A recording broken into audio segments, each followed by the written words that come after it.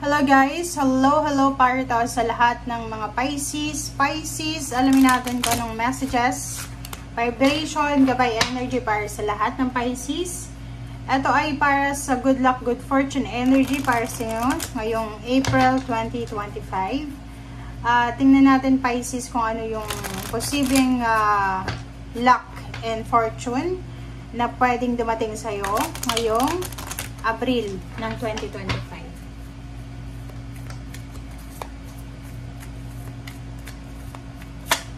Okay, sorry.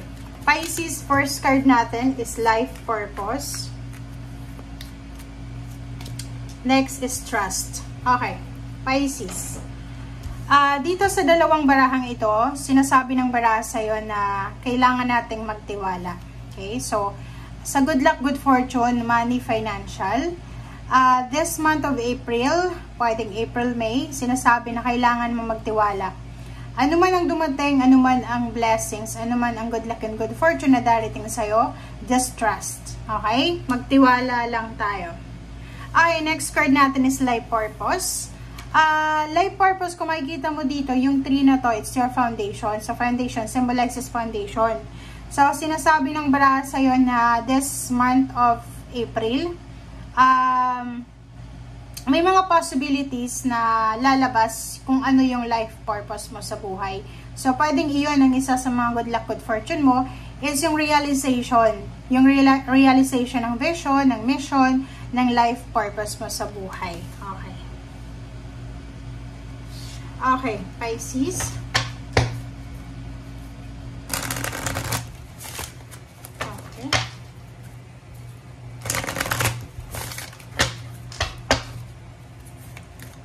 Pisces, kumuha tayo dito ng isang baraha.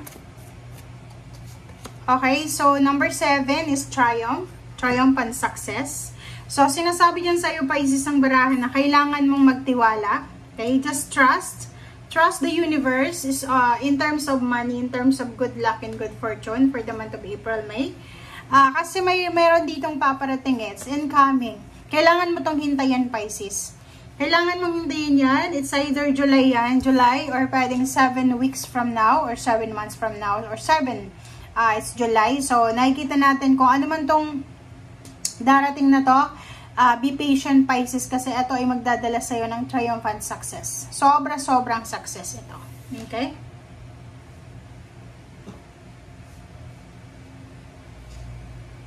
Okay. Thank you.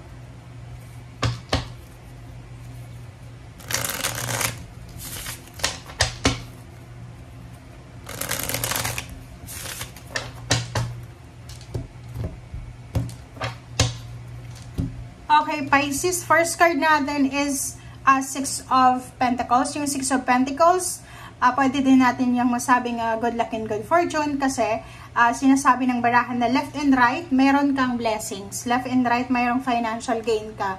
So, ibig sabihin, may pagkakataon na may mga tao na pwedeng makatulong sa'yo this month or pwedeng may pagkakataon din na ikaw yung makakatulong sa mga tao sa paligid mo. So, in summarize natin na sinasabi ng baraha dito na yung about money is sobrang abundant and prosperous. Okay? So, balance yung pera mo dito. Next card natin is 3 of Cups. So, yun. So, 3 of Cups, expect mo na this month or maybe next 2 months, sinasabi ng baraha na mayroon kang celebration na isa-celebrate. It's either financial gain, financial windfall, parang ganon. Pwedeng may celebration ka dito, like salary increase, higher position, or pwedeng kung ano man tong financial blessings na posibleng dumating sa'yo. Next card natin is Page of Swords. Page of Swords is all about communication, all about blessings. Pero, mag-iingat ka, Pisces, kasi sa sobrang blessings or biyaya, pagpapala na meron ka, mag-iingat ka dahil posibleng ikaw ay kainggitan ng mga tao sa paligid mo. So, yun ang kailangan mong iwasan, yun yung kailangan mong bantayan, kasi marami kang isa-celebrate, maraming selebrasyon, maraming rason para mag-celebrate ka. But the problem is, merong mga tao sa paligid mo na hindi nila tanggap na you are blessed. You are super blessed. Okay? Zero the Fool, sinasabi ng barahan na may mga Pisces dito na posibleng makakatanggap ng mga offers, job offers, international offers, relationship, or kung ano man to na medyo risky pero magiging successful ito. Okay? Yun, so it's travel. So sinasabi sa'yo dito, Pisces, na if you're looking for a job, international, local, or malayo sa lugar na pinagtatrabahuan mo ngayon, it's time na para i-prioritize ito. Okay, so dito sa barahang to, sa Zero the Fool and then 6 of Swords, sinasabi sa'yo dito, Pisces, ng barahan mo na isang pagkakataon, pwedeng yun ang good luck and good fortune mo, is isang pagkakataon, ang posibleng makakatulong sa'yo. It's either travel, international travel, local travel, or may pagkakataon ka para mag-relocate, if it's about business or about work or career. Sinasabi ng baraha sa'yo dito na maraming opportunities na or possibilities na makapag-travel ka together with your family. So, if plan mong mag-migrate or plan mong pumunta sa ibang lugar or sa ibang bansa para sa kung ano man yan, sinasabi ng baraha sa'yo dito na you have the opportunity, you have the possibilities. Okay? Next card natin is number 3, 3 of Wands. Ang 3 of Wands na to, sinasabi ng baraha sa'yo dito na ito ay tungkol sa mga hinihintay natin. Yung like for example, mga wishes and dreams, goals natin sa buhay. So, dito sa barahan to, sinasabi na meron tayong mga wishes, meron tayong mga dreams na siguro hindi natin masyadong binibigyan ng pansin. So, this month of April and May, sinasabi ng barahan na meron kang mga itinatago, meron kang mga kinikip na pangarap sa buhay na hindi mo siya nilalabas or hindi mo siya, diba, hindi mo siya sinasabi kahit kanino kasi parang iniisip mo na, ay, hindi ito magkakatotoo, imposible. Okay? So, but this 2 months, it's either April or May, sinasabi ng barahan na kung ano man tong hinihintay mo, unexpected or expected travel, relocation, development, or anything na magiging successful. Okay?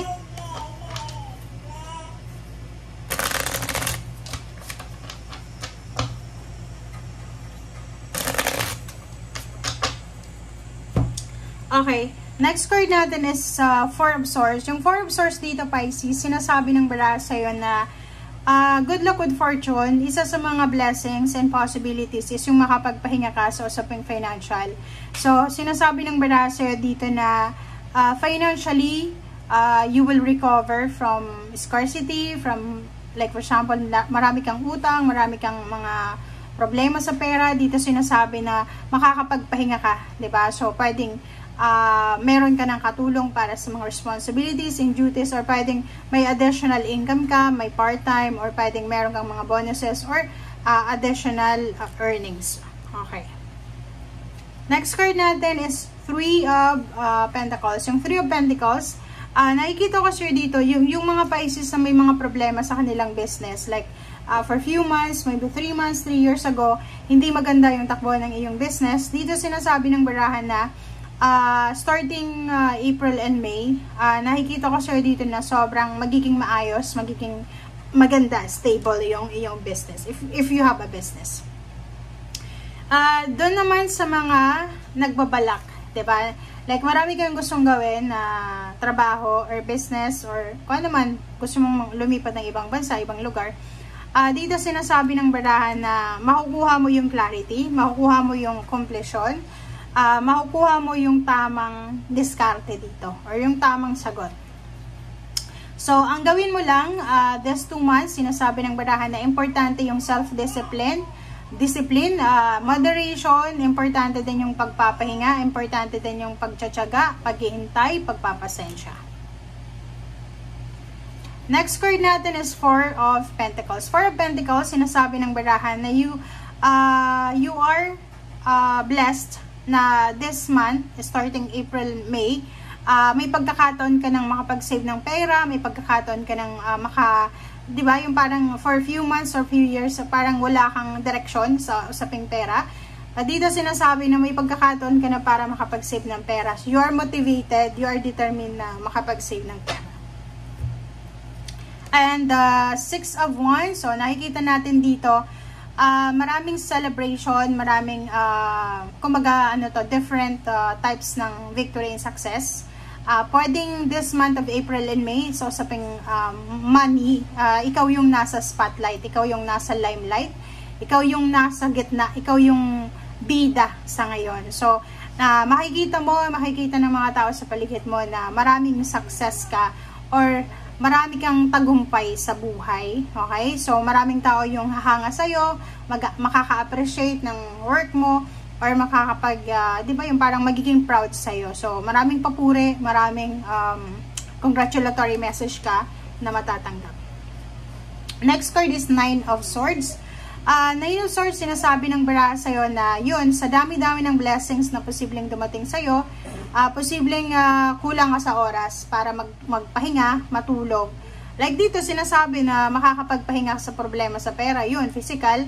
But yung iba naman sa inyo, dahil siguro sa wala na silang problema financial or maraming blessings na dumating sa kanila, pwedeng excitement yung rason kung bakit hindi sila makatulog. Pero yung iba, hindi sila makatulog because may mga hormonal imbalances or may mga problems sila, indifferent, like emotion. But in good luck, good fortune, hindi ito resonated yung Nine of Swords. Okay.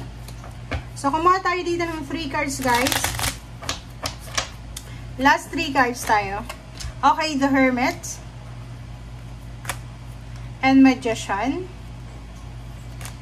and King of Wands. So, nakikita ko sa'yo dito, Pisces, na you are lucky.